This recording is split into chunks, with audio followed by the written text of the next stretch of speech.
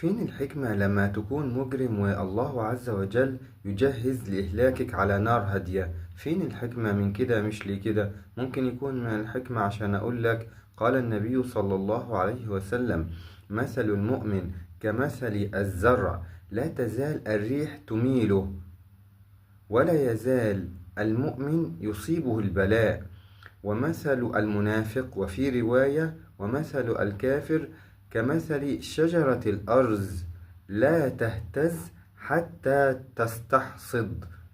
ودور كده على شجرة الأرز هتلاقيها شجرة شامخة كده منيعة، فالريح مش بتهزها لغاية ما يقدر لها إنها تقلع مرة واحدة. وأنا إن شاء الله من طريقتي لو اجتمع في الموضوع الواحد مجموعة شورتس فبعمل لها فيديو مستقل عشان نتكلم عن الموضوع بالتفصيل، لأن الحكمة دي جواها حكم كتير برضه.